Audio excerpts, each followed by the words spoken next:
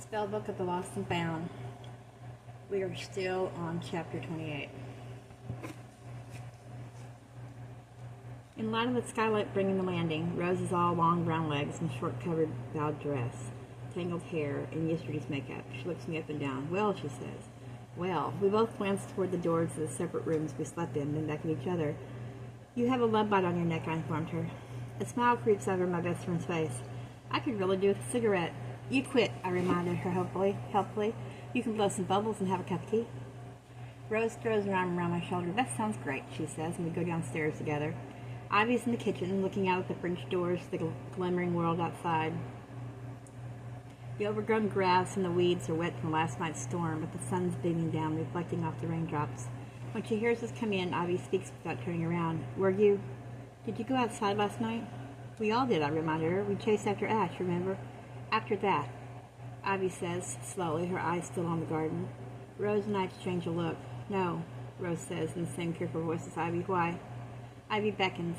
We approach the French doors. The boards are hanging off. I thought Ivy must have moved them, but they're lopsided. The edges scored like they've been clawed. What the? Rose says. There's mud trampled all up the back steps, a boot stain on the grass like someone tried to kick the door in. Ash? I ask uncertain. But the boot print's much too big. Not Ash, Rose whispers. I shiver. Ivy, I say, are you sure it's safe for you guys to be staying here? It's awfully secluded. Maybe Rowan's right, Ivy whispered. Maybe we should never have cast the spell. This isn't about the spell, I tell her softly. This is about you guys squatting on an empty development. I mean, it's romantic and bohemian and all that. But well, maybe it's not the best idea anymore. Rose's eyebrows knitted. What about your mom's house, she says. Hazel said they'd stayed with you before. Ivy's eyes were on the ground behind the window. Boot prints trampled in the mud. My mom's gone visiting a friend. She's not at home. I thought we'd be safe here. Like an adventure. Does your mom know where you are? Rose asks. Ivy shakes her head. She thinks I'm staying with Mags. Why don't you call her? I suggest. But Ivy freezes suddenly and says, do you smell smoke? Smoke? There comes the sound of feet on the stairs. Hazel bursts into the kitchen and says, I thought I saw smoke from my bedroom window. Is something burning? Rowan is right at her heels and pulls his shoes in the doorway. It looked like it was coming from the forest, she says. Suddenly we're all standing and going outside. A plume of gray smoke rises from the trees. It's coming from down by the lake, Rose asks, and I think of the red-headed girl's wet clothes last night and her bare feet. The grass underfoot is all dewdrops and spiders' webs. As we run, frogs scatter. We slip down the mud of the slope and grab onto wet branches for balance, and when we reach the bottom we split up, each following where we were sure we saw the smoke. I break out of the forest to the shore. The tide is high after the storm. The little beach we found the beer bottle on yesterday has disappeared, the water hiding our footprints. I stop for a moment to catch my breath. There's mist hanging 3 hand widths above the lake like a veil. I can hardly hear the others searching through the forest behind me. Only the occasional trout leaping out of the water disturbs the quiet. When the breeze blows, the fog rolls, like I only thought it did in books. Maybe it was the fog we saw, a plume of it rising like smoke in the distance. Everything's so wet from last night's storm. It'd be impossible for anything to catch fire, unless somebody really wanted a flame to take. I remember the phoenix on Rowan's chest pressed to my bare skin, burning kisses like little flames. The lake is clear and shallow at my feet. Underneath my rippled reflection, I see stones and grit and moss and minnows darting between blades of the sunken grass. Something splashes in the water and I startle, but it's just a frog jumping from rock to slimy rock on the shore a few yards away from me. It flies off the last rock and disappears into the water, and something glints into the ripples left in its wake. I bend to pick it up. It's a silver lighter, a Zippo, expensive-looking and engraved. Same one Rowan keeps flicking open and shut. I turn the lighter over to read the engravings, expecting to see Rowan's initials, but instead they're his sister's, HK. She must have dropped it yesterday. I shake the water off of it and dry it on my top as best I can. I flick it open and give the flint wheel an experimental roll. The lighter sparks to life. Flame raising merely as if it hadn't spent the whole night underwater. They don't make them like they used to, I muttered to myself, and the others come through the forest toward me. Rowan walks backward, looking up the tops of the trees. Where'd the smoke go? He asked. There was only the misty clouds, breaking and reforming against the glow of the sun. Did you find anyone? I asked him. Rowan turns around and shakes his head slowly. There's no one there, Rowan says. Rose says, there's no fire. There's just a whole bunch of trash scattered around the forest. Trash? Ivy opens her clenched fist. In the palms of her hands are 3 marbles, 2 hair clips, half a clothespin, a big red button, and a whole bunch of Scrabble tiles. There's more, she says, so much more. What is all this? Hazel whispers. The lost things, Javi says, but it can't be. No matter what the rest of them seem to believe, there really isn't such a thing as magic. They must have come from the trailer park, I say, or the dump, or things blowing in off the wishing tree. Then where did the smoke go when we come looking for it?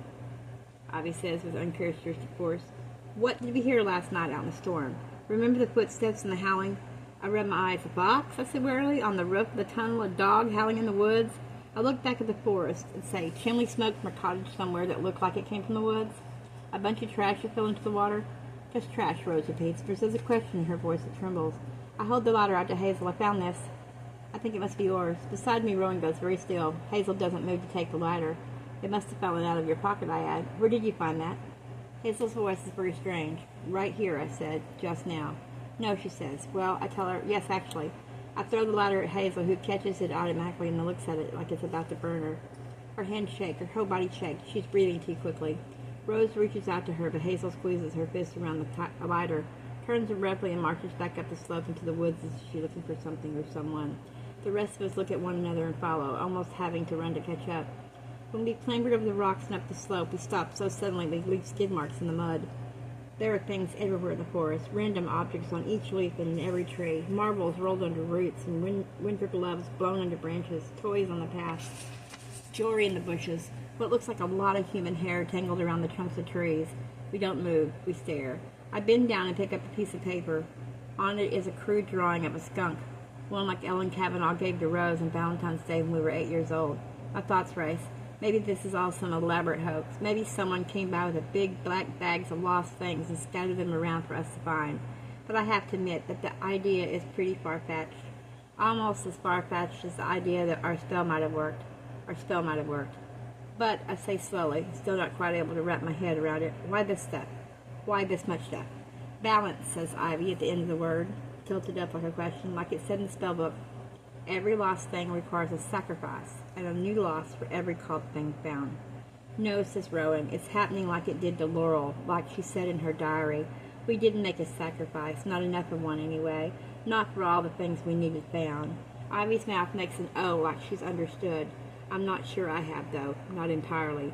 So what, we've, magically stolen all these things?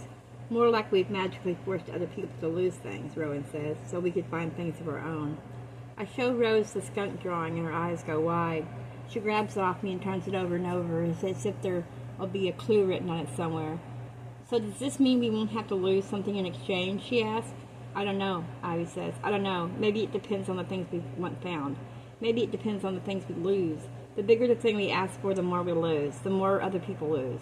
She quotes the spellbook again. What will you let go of? What can you not afford to lose? Consider carefully before you cast the calling. It may not be for you to choose. I can remember quotes easily, too. I remember the part that comes after. Be careful what you wish for. Not all lost things should be found. At what point do you stop questioning and start believing? We shouldn't leave all this here, I said wearily, right? I mean, it's littering the forest. But nobody wants to touch the lost things. Instead, we watch Hazel shake herself and march from tree to tree, searching. What are you looking for? Rose asked. But Hazel doesn't answer and keeps going from rock to rock, from tree to tree, becoming increasingly frantic. We follow, sidestepping small toys and phone chargers, wrinkled cardigans, folded umbrellas, pens and keys and wallets. Hazel's like a tempest, like a whirling storm. She breaks into a run, following, I can see it now, the scuff marks of boot tracks in the mud. She leads us back up to the house, then over to the edge of the development to the tunnel. The storm drain is still dry but brighter. We fill in one by one. On the ground with the litter are the pins we left behind last night, and muddy footprints. It's impossible to tell if they are our only footprints or if someone else has been here. The tunnel walls are all black trees and red words and silver string. But when I come closer, I can see that there are words there we didn't write. I stop and look around quickly, even though I know it's only the five of us squeezed inside. I touch the back of Rose's hand. Look, I whisper. It's a list like ours, but written out all together, the letters strung out like a rope, like the length of a silver string. It starts by the mouth of the tunnel and climbs the walls like a vine to reach the other side. I pointed the words, running along the spindly branches of the rose bush, the gnarled olive branches, the brown rowan berries, the stout hazel trunk, the vines of ivy circling the other trees. I read, silver, star-shaped hair clip, makeup bag, large red gold zipper, set of car keys, dog charm key, reading glasses, purple, hairpins, approximately 15, delicate gold bracelet with tiny charms, Rose's makeup bag, my Nana's keys, my mom's glasses. I rub my bare wrist, the weight of the ghost in my bracelet still heavy around it. Hazel continues to read when I falter. 2 tarnished teaspoons, packet of cigarettes, blue plastic ladder, 3 earring backs, human blood, 4 hearts. The town was bright, but still we shiver. We know, we all recognize, these are things we have lost. Things we sacrificed to find what we needed, but was it enough? My eyes are drawn again to the last item that Hazel read out. 4 hearts. Rose and Hazel, me and Rowan. Have I lost my heart, I wonder? Not all losses are bad, Rowan had said last night. How big of a sacrifice is a heart you lost willingly? And then it occurs to me, in her diary, Laurel wrote about finding some of these things. Rose's red makeup bag, the 2 tarnished teaspoons from the house at Oak Road, my charm bracelet.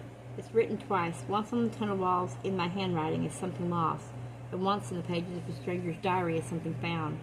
I wish I understood this, how we're linked with these 3 girls, with their spell and their losses and their findings.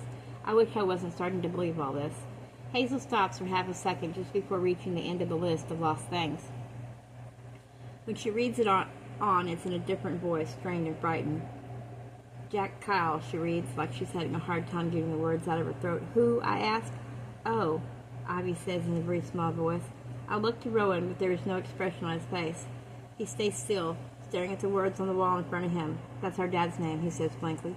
Hazel, Ivy says as if in warning, but Hazel's face is all fury. Where is she? She shouts. Ash, where is she? Laurel and Holly, where are they? She flies to the mouth of the tunnel. How the fuck do they know his name? She storms up the side of the ditch like a sea. Why are they doing this to us? She asks, shouts louder. Where is she?